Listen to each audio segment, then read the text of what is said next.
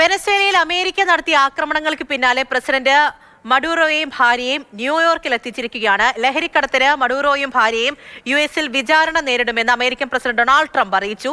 അധികാര കൈമാറ്റം നടക്കുന്നതുവരെ ഭരണം അമേരിക്ക നിയന്ത്രിക്കുമെന്ന് കഴിഞ്ഞ ദിവസം ട്രംപ് വാർത്താ സമ്മേളനത്തിൽ അറിയിച്ചിട്ടുണ്ടായിരുന്നു.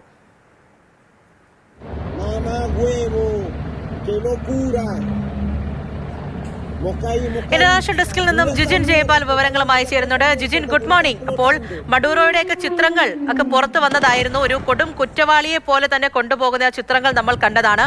ട്രംപ് വാർത്താ സമ്മേളനത്തിൽ അറിയിച്ച ഓരോ കാര്യങ്ങളും ആശങ്കയുണ്ടാക്കുന്നത് തന്നെയാണ്. ഇപ്പോൾ ഏറ്റവും പുതിയതായിട്ട് ലഭിക്കുന്ന വിവരങ്ങൾ എന്താണ്? ഒരുപക്ഷെ ആവശ്യമെങ്കിൽ വീണ്ടും അക്രമം നടത്തുമെന്നൊക്കെ ട്രംപ് അറിയിച്ചിട്ടുണ്ടായിരുന്നു.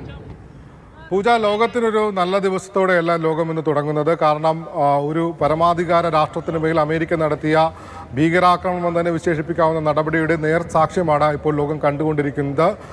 വെനസ്വേലൻ പ്രസിഡന്റിനെ അതിൻ്റെ എല്ലാ അധികാരങ്ങളിൽ മേൽ കടന്നു കയറി അമേരിക്കയിൽ എത്തിച്ച് അവിടെ വിചാരണ നടപടികളിലേക്ക് നീങ്ങുകയാണ് അമേരിക്ക ഇപ്പോൾ ചെയ്യുന്നത്. ലഹരി വിരുദ്ധ കേന്ദ്രത്തിലെത്തിച്ച് വെനസ്വേലൻ പ്രസിഡന്റിനെ ചോദ്യം ചെയ്യുകയാണ്. അതിനുശേഷം തടങ്കലിലേക്ക് മാറ്റും. അതിന് പിന്നാലെ കോടതിയിലേക്കുള്ള വിചാരണ നടപടികളിലടക്കം അദ്ദേഹം നേരിടേണ്ടി വരും. അദ്ദേഹത്തിൻ്റെ ഭാര്യയും നേരിടേണ്ടി വരും. വലിയ അന്താരാഷ്ട്ര സമൂഹത്തിൽ നിന്ന് വലിയ രീതിയിലുള്ള എതിർപ്പിന് ട്രംപിൻ്റെ ഈ നടപടിക്ക് ഇടയാക്കിയിട്ടുണ്ട്. ചൈനയും റഷ്യയും അടക്കമുള്ള രാജ്യങ്ങൾ എത്രയും വേഗം തന്നെ പ്രസിഡന്റിനെ വിട്ടയക്കണമെന്ന നിലപാടുമായി രംഗത്തെത്തിയിരിക്കുന്നു. ഇന്ത്യൻ പൗരന്മാർക്ക് നിർദ്ദേശം നൽകിയിട്ടുണ്ട്. വെനസ്വേലയിലേക്കുള്ള യാത്രകൾ ഒഴിവാക്കണമെന്ന നിർദ്ദേശം മുന്നോട്ട് വയ്ക്കുന്നുണ്ട്. അമേരിക്കൻ പ്രസിഡന്റ് ഡൊണാൾഡ് ട്രംപ് ഒരു കാരണവശാലും പിന്നോട്ടില്ല എന്ന നിലപാടിൽ തന്നെയാണ് ഉള്ളത്. വെനസ്വേലയിൽ എണ്ണ സമ്പുഷ്ടീകരണം അടക്കമുള്ള നടപടികളുമായി അമേരിക്ക പോകുമെന്ന് പറയുന്നു. വെനസ്വേലയെ ഭരിക്കുന്നത് ഇനി അമേരിക്ക ആയിരിക്കുമെന്നും ട്രംപ് പ്രഖ്യാപിച്ചു കഴിഞ്ഞിരിക്കുന്നു.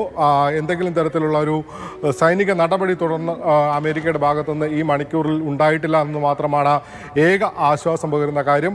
മറ്റ് തരത്തിലുള്ള അന്താരാഷ്ട്ര തലത്തിലുള്ള ഇടപെടലുകൾ നടക്കുന്നുണ്ടെങ്കിൽ പോലും വെനസ്വേലൻ പ്രസിഡന്റിനെ വിട്ടയക്കാൻ ട്രംപ് ഭരണകൂടം തയ്യാറാകുന്നില്ല. മറിച്ച് ലഹരി കേസിലും ഗൂഢാലോചന കേസിലും അടക്കമുള്ള കുറ്റങ്ങൾ ആരോപിച്ചുകൊണ്ട് അദ്ദേഹത്തിനെ വിചാരണ ചെയ്യാനുള്ള നടപടികൾ അമേരിക്കയിൽ പുരോഗമിക്കുകയാണ്.